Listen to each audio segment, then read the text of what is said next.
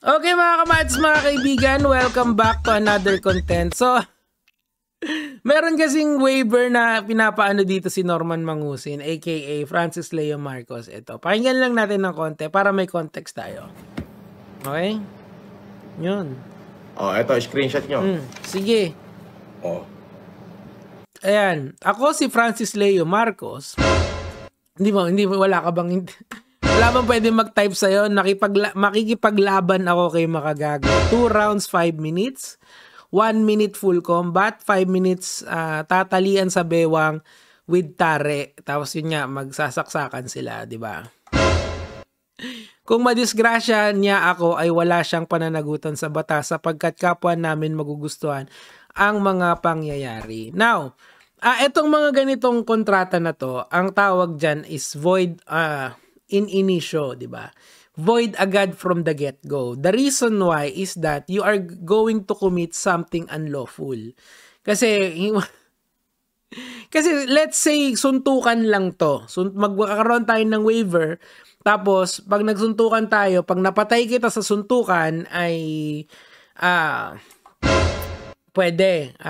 Wala kang pananagutan. Hindi pa rin kasi kailangan yung suntukan is-sanctioned by the government. Paano yun ginagawa? Si MG kasi, kung hindi nyo natatanong, ano yan fight promoter yan, di ba nung Sabong International Days, nung suntukan ng mga sikat days, meron siyang license from GAB na mag-promote ng mga fights. Ibig sabihin, may tiwala yung gobyerno sa kanya na mag-organize ng suntukan. Okay? So, kaya, kung hinamo ka niya ng suntukan, yun ay organize.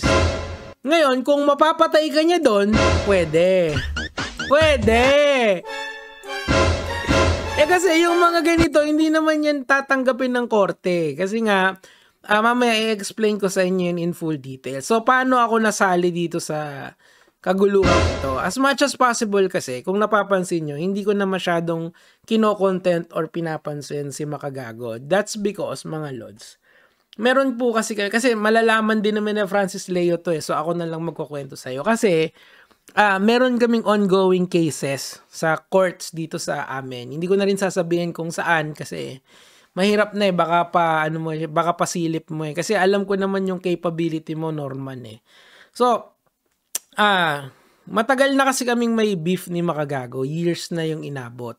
So, as much as I want to continue it, syempre, the mature way to go about it is to end it, di ba? Now, ang problema lang, may mga nasabi siya sa akin na sa tingin ko is sobrang mali siya.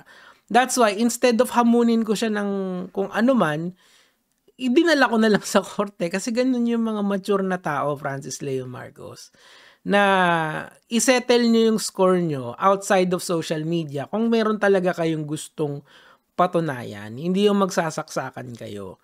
'Di ba? Kasi una, may anak yung tao. Sa tingin mo ba, yung kunyari, mapatay mo siya. Sa tingin mo ba yung asawa niya hindi ka habulin nun? Tanga ka talaga, Francis, Norman Hindi ka nag-iisip So, alam mo yon, miski hindi kami okay, hindi ko pa rin papangarapin na may mangyaring masama sa kanya apart from what due process is allowing me to do, because that's the main point of this video. This video is not about MG or Francis Leo kung sino yung kakampihan ko. This is about promoting proper decorum sa internet. Do I want to repent kay Makagago? Siguro, the only way that would happen is if we meet in the middle, like mature people. Kasi matandaan na kami parehas, Francis Leo. Ikaw lang yata yung, alam mo yung, naalala nyo yung sa flip top, you're growing old but you're nag-growing up. Siya lang yung paurong yung edad. Ang tanda mo na, saksakan pa rin. Kasi pag pumayag siya kay Makagago, sigurado naman safe yon. Kasi fight promoter si MG, in fairness sa kanya, may lisensya siya to promote fight. So, ibig sabihin nun, hihingalin ka, pero kung kailangan mo ng oxygen, may oxygen agad yun, di ba? Kasi saksakan, paano kung mapatay mo siya? Sa tingin mo yung asawa niya, magiging okay. Di ba, syempre hindi. Ngayon, Eto kasing si Francis Leo kasi, syempre ako ginawa ko, hinanap ko, sabi kasi parang pamilyar yung may tatalian, tas magsasaksakan. Eto pala yun. Galing yun sa Michael Jackson na video, yung magtatalian kayo, tapos magsasaksakan kayo. I think si Asyong Salonga, ginaya din yan. So, feeling Asyong Salonga tong si Francis Leo. Hindi ko naman siguro pinagdududahan yung katapangan mo, pero yung katalinuhan mo, at saka yung katangahan, yun talaga yung hina-highlight ko dito eh. Kasi, ang hirap kasi, influencer din kasi itong si Francis Leo. Meron at merong maniniwala. Meron at merong a-idol dyan. Yung mga tanga yun. Legit. Gusto ko kayong iligtas sa mga sarili nyo kung parang aawaan nyo na. Di ba?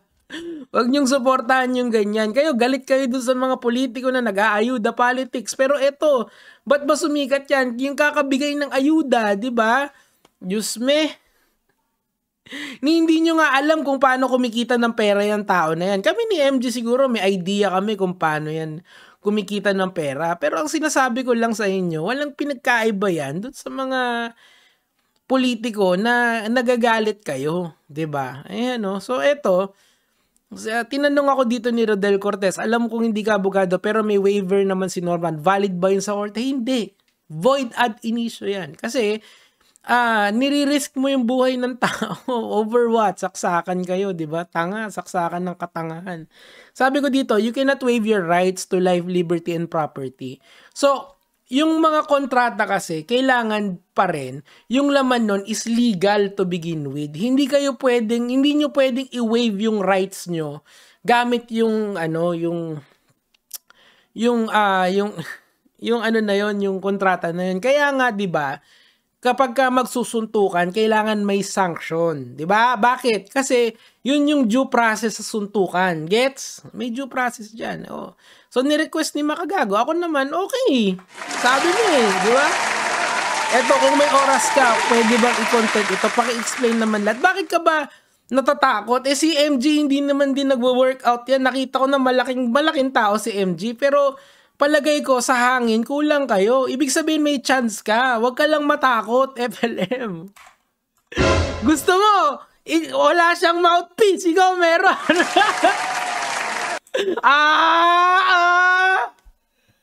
Teka lang, nawala. Sayang. Huwag ka matatakot. Gawa sa diamond yung bibig mo. Takot ka kay Makagago? Eh di ba, dalawang silver lang yun nandito na. Huwag ka matakot, boy. Huwag ka. Tangin na eh. Una, bakit gusto mo ng saksakan? Lugi. Kasi kita mo, si MG, nagsisimula pa lang sa pamilya niya. Kami magkagalit kami ni Makagago. Legit, magkagalit kami niya. Pero never kung papangarapin na yung mabiyudo yung asawa niya, tapos yung mga anak niya ay mawalan ng ama. Hindi naman tama yun.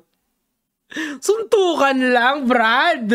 Suntukan lang. Tangin eh. Duwag-duwag ka eh. Pero tatalian, tapos makikipagsaksakan ka. Hindi ka ba naman saksakan ng tanga? Di ba? Di ba? Ano yan? Si Makagago may suntukan ng sigat. Ikaw, meron kang saksakan ng tanga, tsaka saksakan ng pangit. Di ba?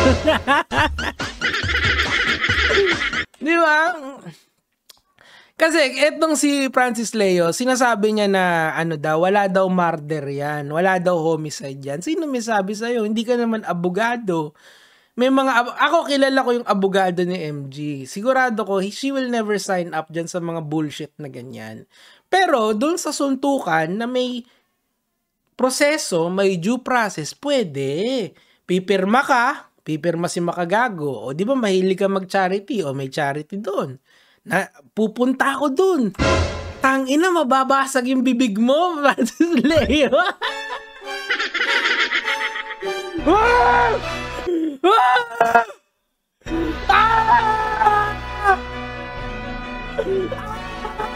Gusto ko na! Tangina, F9 ba?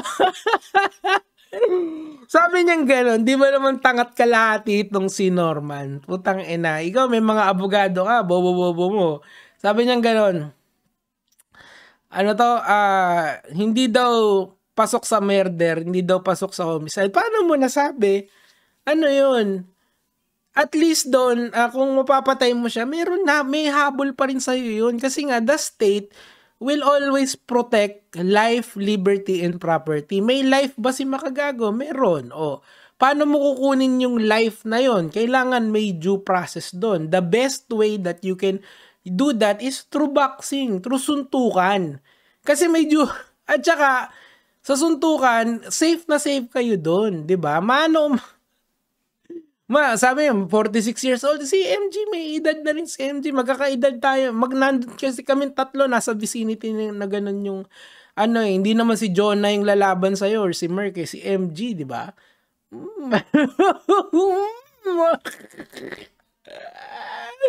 Wow! Na-hype talaga ako, man. That's it.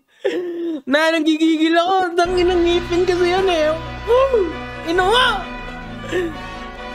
Nakita, yan eh. Meron akong napanood na video dyan kay Francis Leo. Sabi niya gano'n eh. Ano to? Yung ipin niya daw gawa daw sa diamond. Yan ang gusto ko eh. Tingnan natin pag tinamaan. Tingnan natin. Kasi, may mga veneers kasi na mamahalin talaga. Tingnan natin pag tinamaan. I mean, hindi naman professional si MG, pero alam niyo yun, yung mass times acceleration talaga yun eh. Ano dami na? Siyempre, pababagsakin niya ako.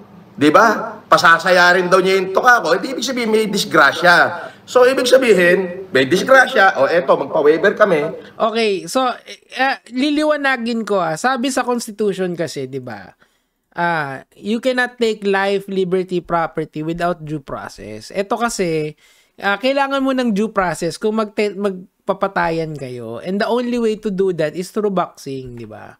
Makulit kang tanga ka eh. May mga abogado ka naman eh. Like, kahit saan ka pumunta, hindi yan inonotaryo eh. Kasi illegal yung laman. Kailangan kasi yung laman din nung nung kontrata mo is lawful din in nature. Hindi ka pwedeng gumawa ng kontrata na illegal. Di ba? Kakabobohan eh. Saksakan ng tanga to eh. Nakakagigil talaga. Para naman, wala namang makulong pagka may isa sa amin yung na-disgrasya. Hindi rin. Kasi, like kunyari, napatay niya si MG. Knock on wood naman. Siyempre, ayaw natin mangyari yon. Yung asawa ni MG, magiging, siyempre, yung, ewan ko kung ano yung prenuptial agreement nila. Pero usually, yung asawa yung magmamana sa lahat ng state ni MG. So, pwede ka pa rin habulin ng asawa nun. Kung sakasakali na may mangyari, madisgrasya mo siya, di ba? And si MG din, pwede mo siyang idemanda kung madisgrasya ka niya. Pero, kung sa isang sanction fight na may waiver kayo parehas and safety is tantamount, ibig sabihin lahat talaga ng precaution, naka-headgear kayo, naka-mouthpiece ka. Partida nga wala ng mouthpiece si MG para yun yung partida, wala. O kaya mas malaki ng konti yung gloves ni MG kasi sa professional 12 lang yata yung size nun eh. Teka lang, asan na yung sa akin? Pag ako nainis, putya. Hindi ako makisama. Ito, papakita ko sa inyo mga lods. Enjoy talaga ako pag ganito eh. Yan, kita mo ito. Manipis yung gloves na yun. I think 12 lang to. 12 yata ito, di ba? So, gusto mo 16 kmgs, 12 sa'yo, di ba? Para hindi ka lugi. O, may partida ka na agad doon. Pero pag napatay ka niya under the circumstances of boxing, yung doon ka pasensya, di ba? O, 3 rounds lang. 3 rounds, 3 minutes. Kasi yung 5 minutes, napakahaba nun. Lalo na kung wala kang ensayo. Si MG, malaking mama si MG, di ba? Yung mass times acceleration niya, pag gumalaw yun, pagka tapya sa baba mo boy, pwede. Huwag ka lang matatakot, Francis Leo Marcos. Hindi kasi katapangan niyang ginagawa niya, kabubuhan yan kasi wala naman kasing korte, wala naman kasing abogado, walang tao dito sa Pilipinas na may alam sa batas ang pipirma at magnonotaryo niyan. So doon tayo sa tama, boy, di ba? Parang yung problema namin ni MG, may tamang paraan para resolbahan yon. And ako, sinasabi ko sa iyo, yung pinaka-mature way is to go is to invoke due process. And of course ako, Basta sakay ka sasaya ng lahat. Parang awa mo na, Leo Marcos. Ikaw ang pumayag dun sa gusto niya kasi safe yon. Oh, gusto mo ako pa gigitna. Oh, ayan, ako pa, pupunta ako dun. Makikita niya ako. Woo! Gigil na gigil. Tuloy. Diba? Gumawa lang muna siya ng waiver at saka na pag-usapan kung anong klase laban. At least Hindi nga pwede. Gusto mo, magdala ka ng abogado. Magdadala siya ng abogado niya. Oh, kasi kilala ko yung abogado nun eh. Oh. Maggagawa kayo ng kontrata, yung lawful na contract na boxing lang. Bibigyan ka ng partida, gusto mo mas malaki yung gloves niya para mas mahina yung tama niya sa'yo. Pero sigurado yayanig yung diamond teeth mo. Tiwala ako sa mass times acceleration boy. Promise ko sa'yo yan. waiver na siya. At least ganito, gayahin niya to. Hindi niya pwedeng gayahin yan kasi he will also make a useless contract pag ginaya ka niya. 'Di ba? Kasi at saka ako personally may konting personal knowledge ako sa kakayahan mo. Lugi siya diyan sa ganyan. So mas maganda may legalidad na gusto mo, magpahiram pa ako ng abogado. Yung abogado ko yung magda-draft ng kontrata nyo. Ay, para matuloy lang yan. Matuloy lang. Di ba? Ang daming alam eh. Ayan. Simple lang. Siyempre, pababagsakin niya ako. Di ba? Sa ring, di ba? May due process nga kasi lahat. Even the boxing, di ba? So, wag ka matakot, di ba? Wag ka matakot, boy. Tatakot ka eh. Natatakot ka yata eh. Hindi rin naman nagte-training si Makagago in fairness sa kanya. Kasi parang family guy na family man na si Makagago eh, di ba? Ikaw, gusto nyo, para maganda, round 1, debate. Round 2, boxing. Pwede! Pwede! Sundukan na this! Sakit na nahulo ko, men. Sige, tapusin na natin ito. Stress na daw ang mukha eh. Simple lang naman, sabihin niyo. Hindi kasi nga, hindi niya alam yung isasagot sa'yo. Kasi nga, ang kulit mo kasing tanga ka eh. Hindi nga pwede yan. Wag ka mag-imbento ng batas mo. Diba? Ikaw, ilang beses ka nang nakulong eh. Sige, harap mo yung abogado mo sa live mo, tas tanungin mo kung pwede yung ganyan. Na ang ending ay magkakapatayan yung dalawa sa saksakan. Kung may due process ba ng saksakan? Walang due process ng ganun. The only way na iaalaw ka is through self-defense. Self-defense ba yun? Magkikita kayo, tatalian yung sarili nyo, hindi ba? Tapos para kayo mga manok doon, di ba? Mga tanga-tanga tong si Francis Leon. Tapos yung mga nakikinig sa kanya, parang awa nyo na, wag nyo namang wag nyo namang masyadong bigyan ng platform para maghasik ng lagim. Ano na to eh, tawag dito, dapat ito yung mga kinakancel nyo kasi wala talagang silbi tong tao na to eh, di ba? Hindi nyo naman alam kung saan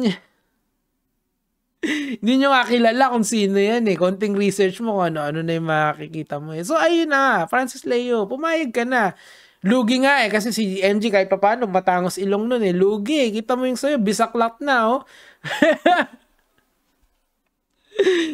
di ba? Yung ipin niya, dalawa lang yung silver. Di ba? Sa harap, ikaw, yung ipin lahat diamond, di ba? Diamond is the hardest stone yata, hardest material, Sa kanya, sabi mo, boss, kung talaga raw pumirma ka na kasi, para matapos na, para makita na natin kung may niyayabang ba talaga si FLM o wala. Waiver lang. Hindi nga rin tatanggapin yan. Miski gumawa siya ng ganyan, wala rin yung silbi yan. Hindi rin yan yan. Baka siya pa yung magpa-trouble, siya pa yung mabaliktad dyan eh. So, mas maganda, may abogado ka, may abogado si MG, may abogado ako. Magpa-draft na tayo. Diba? Suntukan na lang. Daming kikitain. Mag-a-announcer ako. Libre announcer ko. Taga-sigaw lang. Suntukan! Suntukan! Ganun lang. Sige na. Good night. Sana naintindihan niya. Gagawin mga